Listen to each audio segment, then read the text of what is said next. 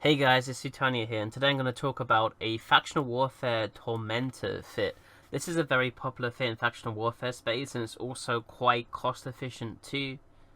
There are ways to make this fit that I'm running a bit cheaper too, because I am running a Tech 2 rig here. I'm using the Small Energy Collision Accelerator 2. That's about 3 to 4 million in jitter. You can drop that to a Tech 1, and then change these resist rigs to like aux pumps instead if you want. Anyway, to go over the fit quickly, I'm using triple small focus beam lasers in the highs. This is to get the most DPS possible, but also to get really nice range or multi-frequency. That gives you the 8.2 kilometer range, which means that you do like tons of DPS to scram range. Then just running a compact AB, fleeting web, and a faint scram. Pretty standard mids. Tech 2 heatsink, small ancillary, named damage control, and the Refuge adapted nanoplating. And the drones that I'm running are Hornets and Warriors, just because I can't do those damage types with my lasers, so it's nice just to have some alternative damage type sources in case you come up against, like reactive armor hardener or something. Anyway, the whole point of this fit mostly is the fact that it does just a truck ton of DPS at 8 kilometers. You can see here 233 DPS with heat, over 200 DPS with the turrets, and I'm also not running any implants on this fit. You could run like 3% laser implant, which is about 1 million, which will get you another 6 DPS, and then maybe 1% all turret damages, which will get you like another 2 DPS on top of that for another 1 million. That'd be like a really cost efficient combination. That would bring you up to like maybe like 210 with turrets. But yeah, the great thing about this fit too is it's also not very weak against scram kiters, because what you can do, you can swap over to Imperial Navy microwave. You still got really good DPS to that range. This gives you 23 kilometer optimal, so this is great for just getting kiters off your back. Probably not good enough to maybe kill a slicer or like a gamma or something, just because you probably can't outtrade them at range. But against like kiting tech 1 frigates, especially like Condor, Tristan, etc., it's more than good enough to get them to disappear, so you're not vulnerable if you do get caught at range. The Tormentor's bonuses are pretty simple. You just get activation cost and small energy turret. The weaknesses of this Tormentor's fit specifically is that it is kind of slow for a Tech 1 frigate. With AB on, it's not quite 1k a second, and it's also quite vulnerable to newts. The fit is not really that cap stable. As you can see, it lasts for 1 minute running everything. Obviously, that's including the Rep 2. But you have no way to get cap back. You have no small Nosferatu, no small injector, and you need cap to fire your guns. So you can be caught out quite easily by utility newts on ships like Slashers, Tristans, Republic Fleet Firetails. Just any ship like that can really give you a hard time. So be careful of ships that might be running newts. You want to make sure you kite them out at range. So in this fight, I saw a Caldari Navy Comet on D-scan. There's quite a lot of ships around in this system, but I isolated a Comet alone in the Novice, so I decided I would try to fight the Comet. If it's a Rail Comet, I have absolutely no chance to win, just because it has twice the effective hit points that I have, and the same kind of range in DPS, if not more DPS. And it's faster than me too, so I will have absolutely no chance of running away from it. And then on top of that, it also has a tracking bonus, so that there's like literally no game plan that I can kill the Rail Comet in. However, it turns out this guy ends up being a Blaster Comet, and you can beat Blaster Comets, and Blaster Comets are still quite popular. I mean, the Rail Comet, I think, is definitely the dominant FW meta, but you will still find the occasional Blaster Comet, and you're able to kill them. So here I'm able to get quite a lot of good hits in as well before he responds. It's really easy to underestimate how much DPS the Tormentor does. Does 230 DPS with heat, which is tons. Like you're like half of that DPS is going through even a heated ancillary. So even though this is like the typical like whole Comet, I'm able to do a lot of DPS to him. He is faster than me because Comet's faster than Tormentor, especially since I have armor rigs. But I'm able to take this guy down before I even dip into my armor. thanks to how great the Tormentor is at scram kiting and how much DPS it does at range.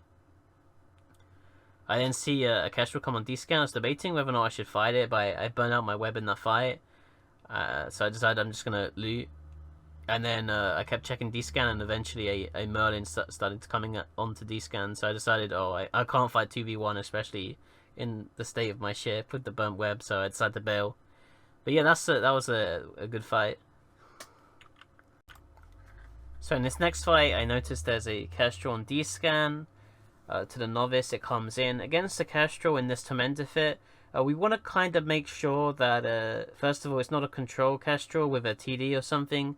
So you might want to go closer to it initially, just to make sure it doesn't have a TD or it's like double web or something and it's going to try and control you or go under your guns in some kind of way. I do actually end up missing a hit there, but I think it was worth it just to check to see if it's TD, because I don't want to lose to a Kestrel because it has a tracking disruptor. So it turns out it's just one web scram, so I should have the advantage in this fight. Against a Kestrel, you want to kind of always make sure that you're moving as fast as you can. So here I'm heating my AB to move at 500 ms, because he's using Rage on me, and that's to deny Rage. If it's only a single web Kestrel, if you heat AB, you will not take full damage from Rage, and that way they're forced to use Qadari Navy on you, or they get punished if they have Rage loaded. In this case, he had Rage, so I was able to win that fight really convincingly. So I included this next clip just to show you that you can force kiters away with microwave and win exchanges with them. So in this case, I'm against a kiting Tristan pilot, and he's just going to keep a long point on me in a Nano fit. So I'm just going to shoot him with Imperial Navy microwave, and he can't win the exchange with me here. You can see he's getting pretty low. I was pretty sloppy with my drones. I should have put them out a lot sooner here. Not that it really makes a huge difference in this kind of fight, but you know, maybe I would have been able to finish him off, who knows. But at this point he gets really low armor and he has to run because all of his well, he has no like structure at all because he has a Nano there and no damage control. And unfortunately he brings a friend in a Thrasher in, so I decided to leave, especially since, you know, he's 100 kilometers off. So after I attacked that Tristan, these guys got pretty angry and started following me around in a few frigates, these Qadari militia guys. I warped to a planet and an Atron and a Tristan followed me, but the Tristan was really far at range, so I decided to go on the Atron, which does have a MWD, so he can't be in a great fit. He does have a nuke though, which is kind of spooky, and I overheat my AB to get outside his nuke range as fast as possible, just so he doesn't end up capping me out. And then I decided to like double click and try to find a way to get out because D-scan starts looking really bad, and then they decloak a Falcon because it's the Qadari militia, and I warp off. Fuck Falcons. Fuck ECM. So in this next clip, I'm warping in on a Catalyst in a small. He's the only person in local. I don't know how he's fit. If he's a rail fit, he could wreck me pretty hard. He's just kind of chilling at the beacon here, and he has MWD on. So I assume he's going to be in a rail Catalyst. Sorry, in a Blaster Catalyst fit, and he is. So I'm able to sort of pull away here. Because he's MWD too, he can only afford to fit ions. So he doesn't have as great range as he could have if he loaded null and put them into neutrons. So I'm able to kite him out quite well and kill him from a distance without taking much damage at all from him. Another dude comes into local at this point, and they're kind of in the same militia together, although I don't actually pick up on that. I don't actually check the dude's name in local. I just finish off this Catalyst. He dies. So I go to loot the Catalyst, of course. I'm checking D-scan every now and then just to see what the other dude is in and if he's coming in here, because they like to stick together. And I see that there's an Atron on scan. I presume the Atron might have been called for help, and it was. So the Atron's on D-scan now, but I'm in really good shape. I can fight the Atron. I didn't actually take any damage from the Catalyst. The only thing that really happened was that I took a lot of heat damage to my mids. But that's fine. I don't really need too much heat against an Atron. If it's like a rail kite Atron, I can force it off with microwave. If it's like a blaster brawl Atron, I should have an advantage anyway. So I put away straight away, just in case it's blasters. and it ends up being blasters, which is great for me because I can just kite this guy out at this range and he can't really do anything. And H-1s are pretty weak. They don't really have that much buffer, so like having to deal with 230 DPS from beams and drones is too difficult for him, and he goes down as well. And then another catalyst comes on D-scan, so I'm kind of thinking, do I stay again? Do I try and pick up the third catalyst kill?